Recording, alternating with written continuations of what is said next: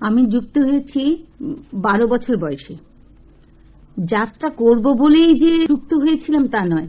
আমাদের তখন যাদবপুরে আমরা থাকতাম, পালের বাজারে খুব যাত্রা হতো, আর বাড়িতে এসে আমি সেইগুলোর নকল করে করে বাবাকে দেখাতাম, আর বাবা বলতেন তোর কপালে যাত্রা করাই আছে। পাকে চক্রে বাবার কথাটাই সত্যি হলো।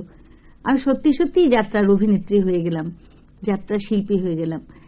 তবে আমি যে প্রথম 12 বছর বয়সে যেখানে গিয়েছিলাম সেটা পেশাদার যাত্রা নয়, শখেরও বলা যায়, হাফ পেশাদারও বলা যায়।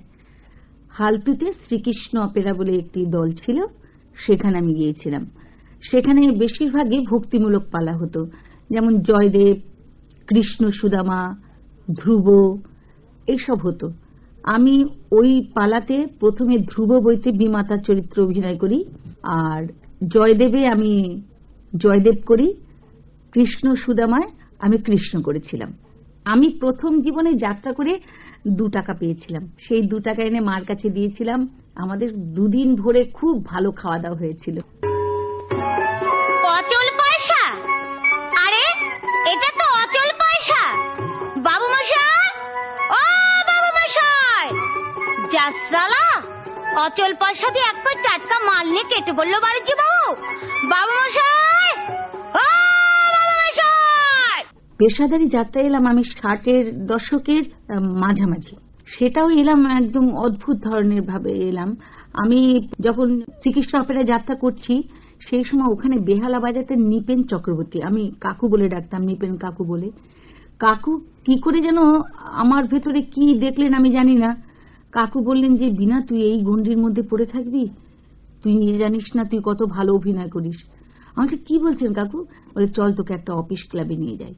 তখন আমাকে অফিস ক্লাবে নিয়ে গিয়ে আমি কতগুলো নাটক করলাম, সেই করার পরে একটা যাত্রাও করলাম। ওখান থেকে এক ভদ্রলোক আমাকে নিয়ে এলেন নবযুগ নবরূপ অপেরা, ওটাও কিন্তু হাফ পেশাদার, তবে কি ওই শ্রীকৃষ্ণ অপেরার থেকে অনেক উন্নত মানের। ওখান থেকে আমি এলাম চিতপুরে 60-এর দশকে রয়্যাল বীণাপাণি অপেরায়। সে বিগ কাস্টিং একদম। ওদের ছিলেন মিহির ভট্টাচার্য সিনেমা আর্টিস্ট, রূপক মজুমদার, রবীন ব্যানার্জি, বিজন মুখার্জি, বেলা সরকার।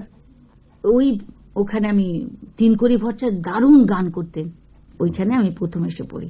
প্রথম পালা হচ্ছে ওখানে ছিল বোবা কান্না, এক টুকরো রুটি, লাল রাজপথ, ঝড়ের দোলা। তখন যাত্রা জগতে 5-6টা করে পালা থাকতো। ডাকবো মেয়েটাকে, ওরে ও বিনি, এদিকে আয়, এদিকে আয়। গুরুর চোখ যে ছানা পড়া হয়ে গেল। তুমি? আপনি নাট্যাচার্য? প্রণাম কর না রে। কি নাম তোমার? আমার নাম বিনোদিনী দাসী। থিয়েটার আসতে চাও কেন? থিয়েটার আমার বড় ভালো লাগে। তাছাড়া আমার মনে হয় আমার মতো মেয়েদের একটাই নিরাপদ আশ্রয়। আর কখনো থিয়েটার করেছো তুমি? করেছি, সে তেমন কিছু নয়। বেঙ্গল থিয়েটারে মাঝে মাঝে 2-1 নম্বর পাঠ করি আর গান গাই। ভয়টা করে না তো? ভয় করবে কেন, আমি কারো দিকে তাকাই না। কে আছে তোমার বিনোদ? এক মা ছাড়া 3 কুলে কেউ নেই গুরু। মা রিটায়ার করেছে, তাই মেয়ে কি টায়ার লাল। অমৃত, তুমি চুপ করো, আমি ওর সঙ্গে কথা বলছি। Please stop. একটু অ্যাক্টিং শোনাতে পারো? কি শোনাবো বলুন? হ্যাঁ, হু, না, তাই হবে, এইসবই আমার পাঠ। আপনি আমাকে শিখিয়ে পড়ে মানুষ করে নিন, আপনি শেখালে আমি নিশ্চয়ই শিখতে পারবো। আমার বড় স্বাদ, আমি বড় অভিনেত্রী। আমার মন বলছে আপনার হাতে বলে নিশ্চয়ই আমার স্বপ্ন সফল হবে। আমি তো 3টে ফিচার ফিল্ম করেছি। খুব বেশি যে যাত্রার সঙ্গে পার্থক্য আছে তা না, এখানে শুধু ক্যামেরার সামনে বলতে হচ্ছে, সেজন্য হয়তো বেশি লাউড করে না বললে, একটু অল্প করে গলাটা একটু ছোট করে বললেও হয়।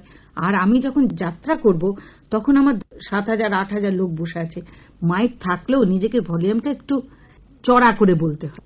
আমি গেয়েছি, গান লেখা হয়েছে, সুর করা হয়েছে, তারপরে আমি গান গেয়েছি। যেমন আমি গানটা শোনাচ্ছি, আমি একটা হিন্দি গান গেয়েছি, 2 কলি শোনাচ্ছি, আমি মনে নেই পুরোটা। দিনওয়ানি রাম গেলোগি হে সজনি তোর, দিনওয়ানি রাম গেলোগি হে সজনি তোর, দিনওয়ানি রাম।